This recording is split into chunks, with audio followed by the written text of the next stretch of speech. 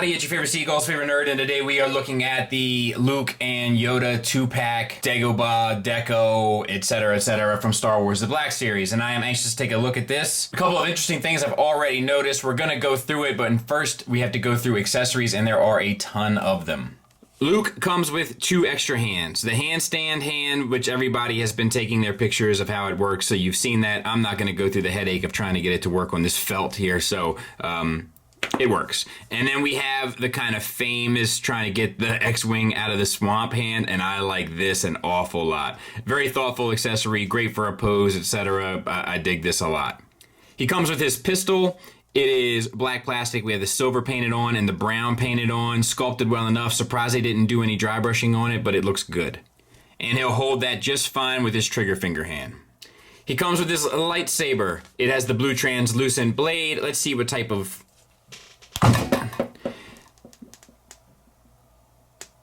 So this one feels like the old style to me, but it might be the new.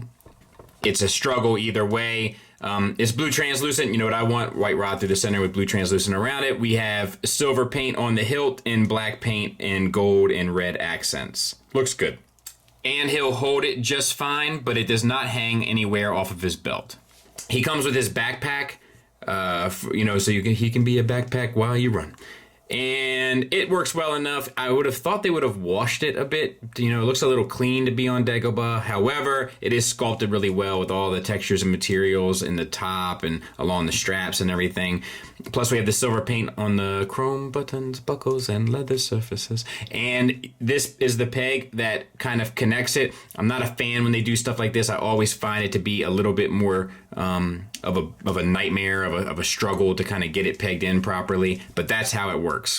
As for Yoda, he comes with his cane. It's a brown plastic, and the sculpt is decent enough. It's lighter than the other one, which is interesting.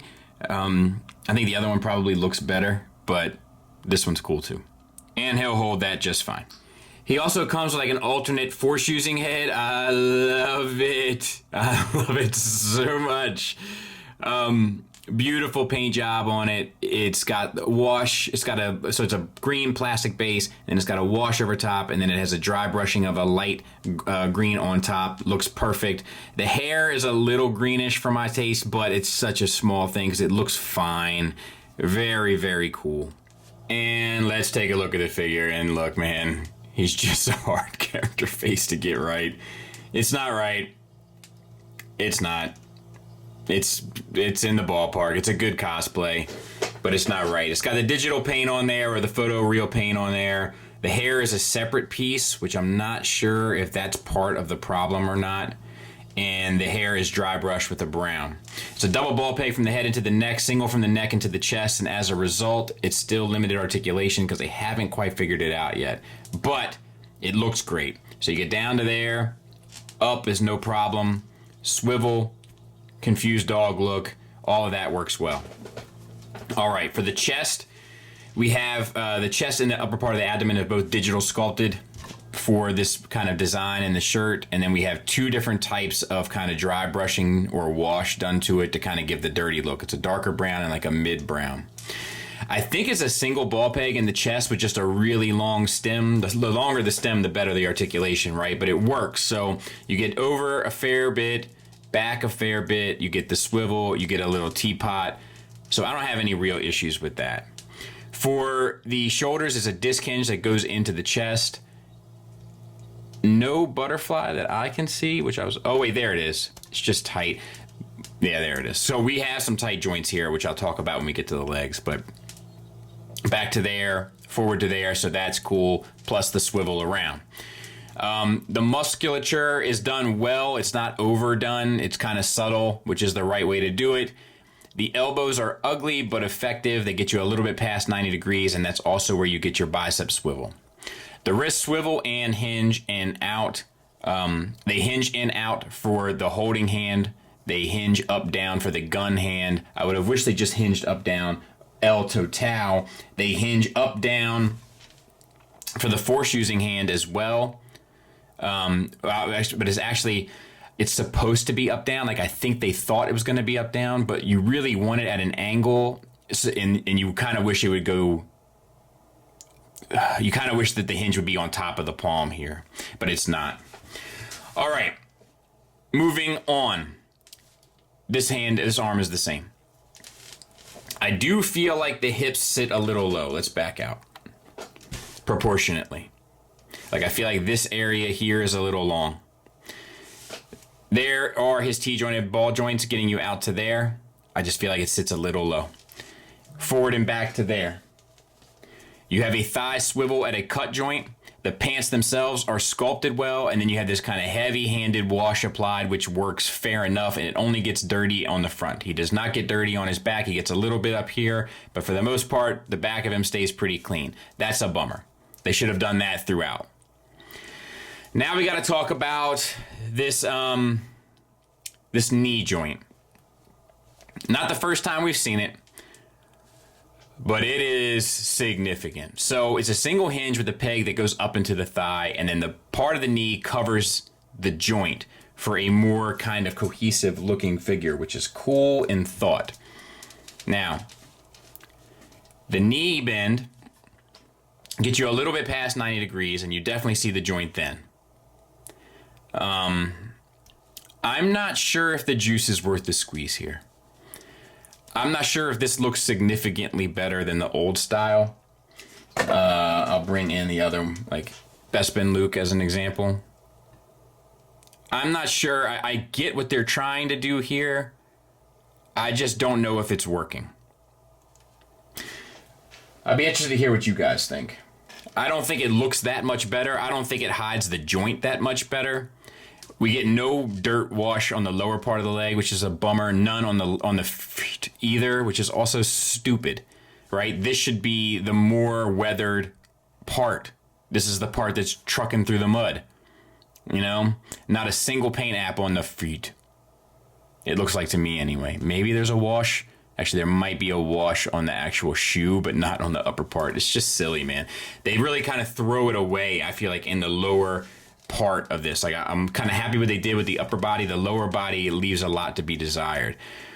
His pants are up super high too.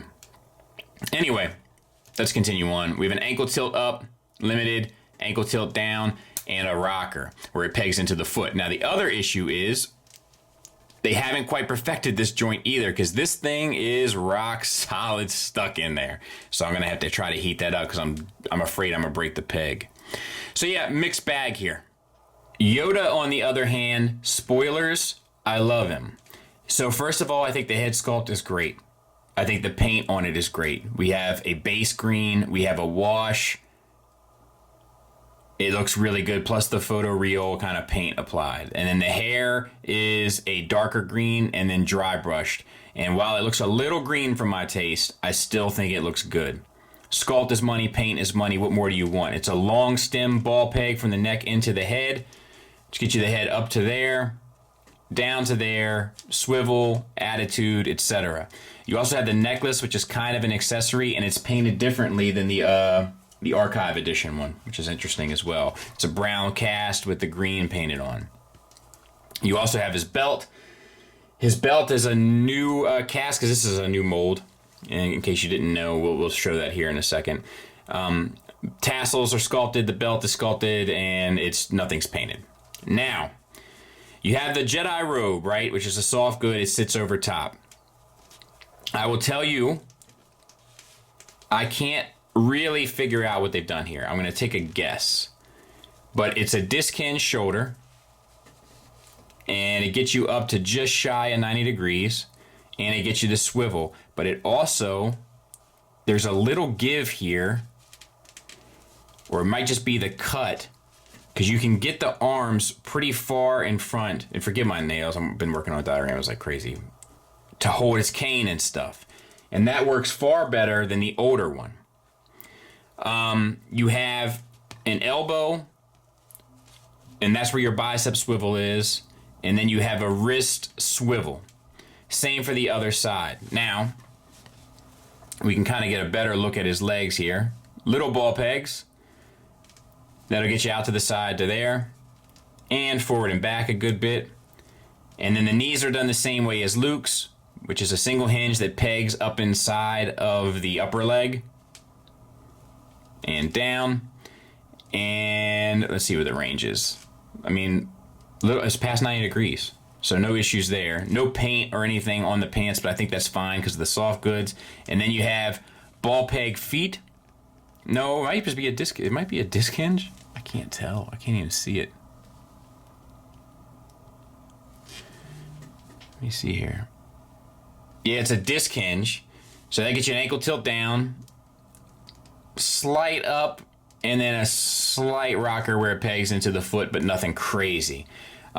This is extremely well executed, this Yoda. It's extremely well done, especially at the price point for both.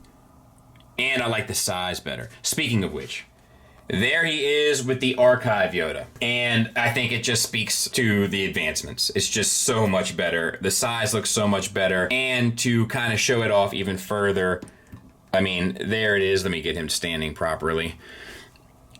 There it is with Luke, and this is so much more in the pocket. You know, this one always seemed a little weird, like oddly big and fat. This one looks like Yoda. Well done.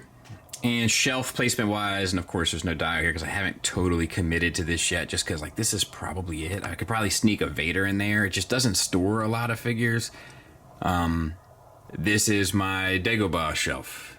And it's cool. But there it kind of gives you an idea. And I think once the environment is there, this will pay off a lot better.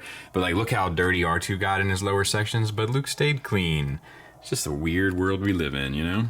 Final thoughts wise, let's start with the negatives. For one, I mean, the biggest glaring negative, at least in my opinion, is that I got stuck joints, which is not something I necessarily expect from Black Series. Every now and then I get a Marvel Legend, but I don't really deal with it too much with Black Series. Let's see what else. I'm not sold on this knee. I know I keep saying it. I hate to say it. I'm sure you hate to hear it, but I'm not sold on the knee. I'm sure it's to kind of protect the sculpt and give the articulation. I'm just not sure if it is doing its job effectively. Now, I don't hate it, so if it's saving them a ton of money that they can put into producing more figures, then I think it's a sacrifice I'd be willing to make. But I'm certainly not in love with it. And if it's more expensive, get it out of here. And I mean from a production standpoint or an assembly standpoint. Mark Hamill's face doesn't look right. It rarely ever does. I didn't expect it to look right just because I never expect his face to look right. But much like many Lukes before him, it does not look right. I also wish that he came with more hands, and I know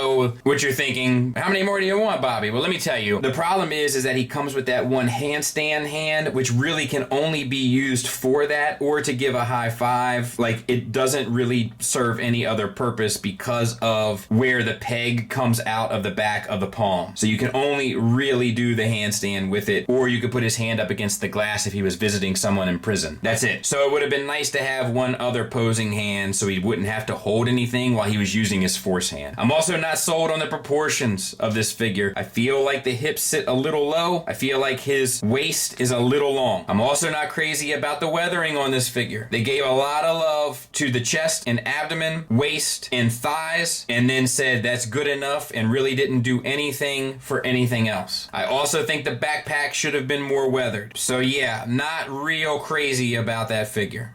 Positives wise, this Yoda is money. It's really good. A very, like, one of my favorite figures of the year type good. It's just the Yoda I've always wanted from the original trilogy. They nailed it, and I love the extra head. To be fair, I love the accessories that they've provided with this set for the most part across the board. I just could have used one more hand. I like the backpack gimmick. I like Yoda in the backpack. I do like the washes and dry brushes where they are applied. I think that Luke's shoulders work really well. I think that his hips work really well. I'm not sure how great they look. There is dry brushing here. There are washes here. There's photoreal paint here. Like, they really did try. So it is ultimately, at the end of the day, for me, a recommend. Just know this Luke is not the greatest, but we've definitely seen worse, and we've probably definitely bought worse. Thanks for listening. Thanks for watching. Until next time, take care.